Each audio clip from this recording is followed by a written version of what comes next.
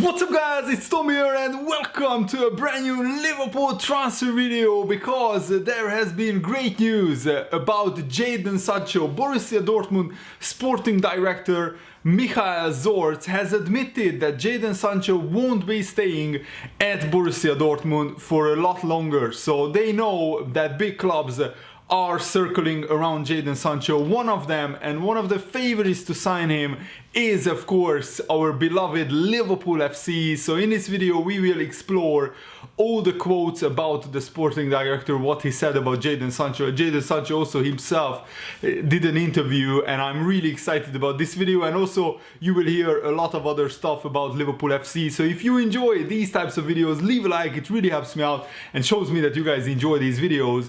And also leave a comment, which players do you want Liverpool to go big next summer? Do you think Liverpool need to sign somebody in January, or should we just wait until the summer? I think we actually need a backup left back for Andrew Robertson, but otherwise I think Liverpool's squad is pretty loaded if we can avoid injuries to key players.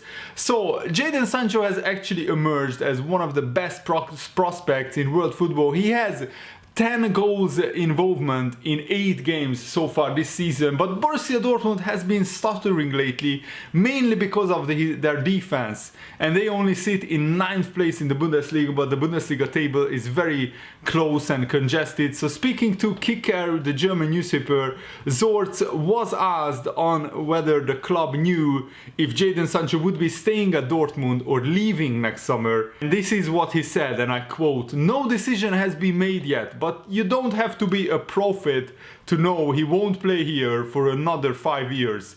He has taken this positive development at Dortmund, and I doubt that would have been possible with top English clubs.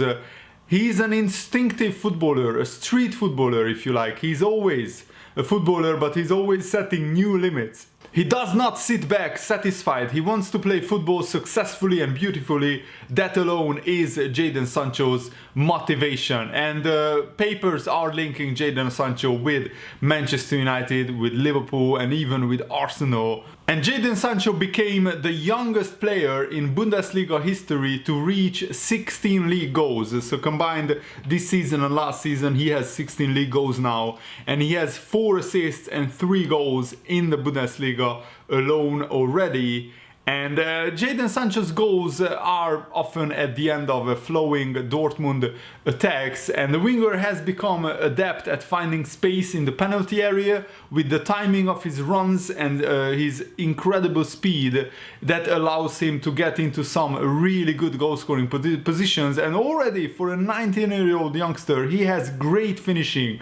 More often than not, he finds the back of the net when he is found in a great position inside the box, but also he is good at being a creator. His 4 assists is a testimony to that. He actually had the most assists, I think, in the 2019, the calendar year, for the top 5 leagues. For a 19-year-old kid, that is remarkable. And also he shows excellent composure in the box, which is very, very important. And his final delivery, his final ball already is very, very good. Of course, Dortmund will ask for an astronomical transfer fee if they are to lose Jadon Sancho, but I think Liverpool can pay it. We haven't signed a senior player for any money this summer transfer window, so I think Liverpool are saved a lot of money. And I think we are only signing big players, which Jurgen Klopp really wants. And I think it's clear that Jurgen Klopp is a very big fan of Jadon Sancho. He has spoken about him previously in many press conferences, in many interviews as well. And also the Dortmund sporting director said that Jadon Sancho is well aware that he has started his positive development at Borussia Dortmund, and also we trust the players very early on. That's what he said, and we are not afraid to let them play, and he acknowledges that.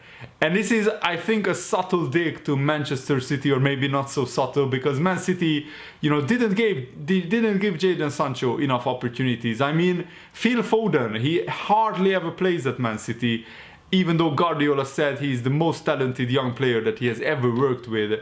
I doubt that, because he worked with Lionel Messi, but still Phil Foden doesn't get playing time at Manchester City. And Jadon Sancho, I think, made the best decision in his entire life going to Dortmund, because at Man City he would still be sitting in the reserves and we wouldn't even know about him.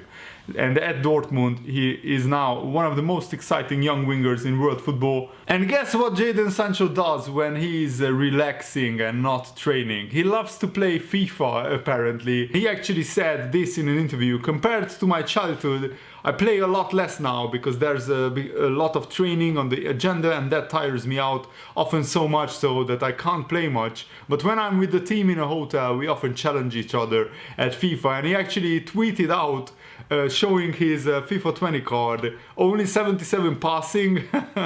I found that quite funny. And his first move is usually to sign up his friends on career mode, like Hoffenheim, former Hoffenheim player Reece Nelson, who is now at Arsenal. And also, of course, this is what he said: of course I get my own card as quickly as I can, and all of my teammates, but it's not always easy because a few players are too expensive for my team to start with. I always check out my rating on FIFA, and this year it should have been higher, especially my passing. I've already complained to EA on Twitter, but I'm sure it will increase over the course of the season. My actual statistics say it all. If you look at what I achieved last year and the number of assists I provided, and yes, Sancho was Europe's leading assist provider last season, setting up one more goal than Messi, with only Eden Hazard bettering Sancho's 14 goals. But I think for the calendar year, he's at the top. So I think Liverpool can do a lot worse than signing Jadon Sancho, even if he's worth like £100 million in Dortmund's eyes. I honestly think that Liverpool should sign him, because he is a generational talent. He has already so good numbers as a 19-year-old kid. To get 14 assists last season is absolutely incredible. I mean, he got more assists than Messi in a season like that, even at 19 years old. That's an incredible achievement.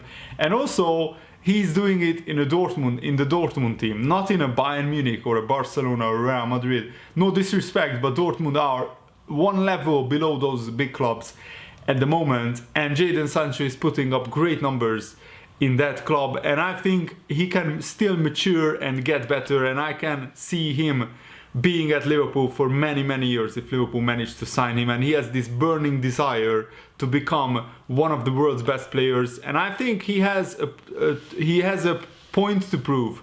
That would be great in the Premier League. He wants to show England that he is a brilliant player, and I think that at Liverpool he would really flourish under Jurgen Klopp. I think Jurgen Klopp would improve him even more, and he would be a great addition to the Liverpool side. And I'm not sure where he would play, that's one problem, but I think Liverpool can make room for many players. I mean, we should only look at Manchester City. They have Mahrez, Bernardo Silva. Normally they sit on the bench with Sterling, Aguero and Sané starting, but now that Sané is out injured, both Mahrez and Bernardo Silva are getting a lot of opportunities, and I think this is what Liverpool should do as well. We should rotate the front three. We can't expect them to play at 100% every single week twice, once in the Premier League and once in the Champions League. That's too much to ask from them, and I think Liverpool need another forward who is on the same level as Salah and Mane, and Jadon Sancho can get to that same level. Not right now, he's not on the same level, but he can get there, and Liverpool wouldn't have to alter their playing style if we signed Sancho. And also it would give really much needed rest for Salah, for Mane. When one game in the Premier League, for example, Jadon Sancho would start, and then in the Champions League, Salah would start, and the other would get a rest, and vice versa. So I think Liverpool need at least one more big winger to be signed for us to really challenge for all fronts. And also we need to sign another winger so Mane and Salah doesn't get burned down and ran into the ground because I really feel that in the last few games they have been a little bit off color because they have been playing so much football. In another news, Liverpool are blaming the Football Association, the English FA, for the fact that they fielded Chirivella as an ineligible player in the Carabao Cup last week, because according to Liverpool, they actually applied for an international transfer certificate when Chirivella returned to Liverpool FC from a loan spell at a Spanish second division club Extremadura last summer. But Chirivella hadn't received a clearance from the FA, and I'm not sure why then Liverpool played him. Maybe there was a mix-up in the communication. But Liverpool are blaming the FA for an administrative oversight, and now the investigation is ongoing. The standard punishment from the English Football League is to expel a club who failed an ineligible player, but hopefully the circumstances will be mitigating.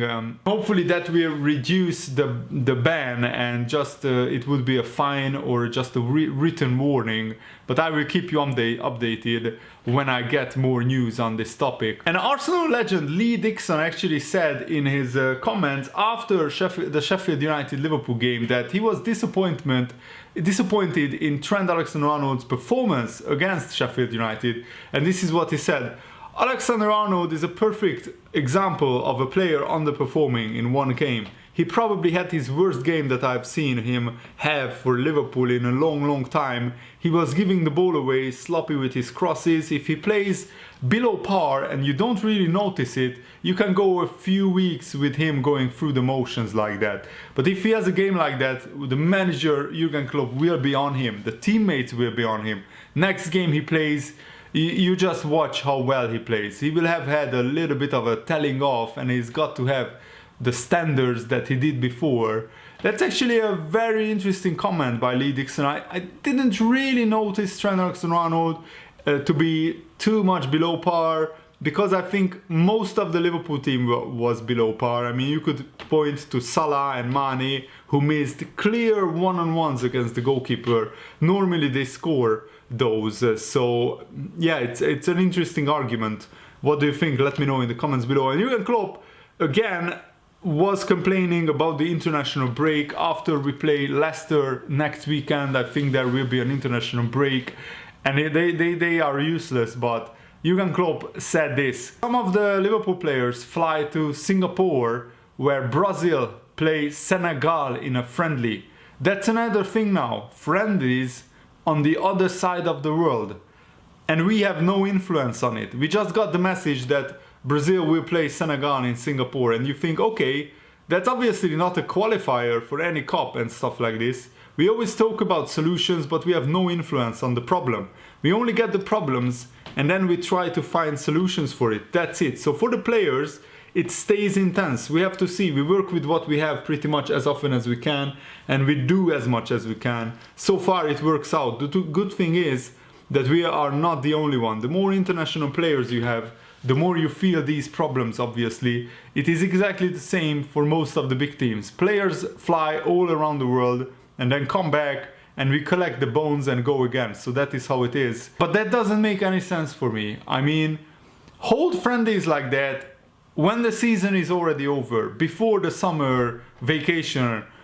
But to play a friendly in Singapore in the middle of the season, and Brazil will, probably play Firmino and Fabinho and maybe even Alisson, even though I don't think Alisson will be back. And of course, Senegal will play Sadio Mane. They just don't catch a break. They are playing football like twice a week.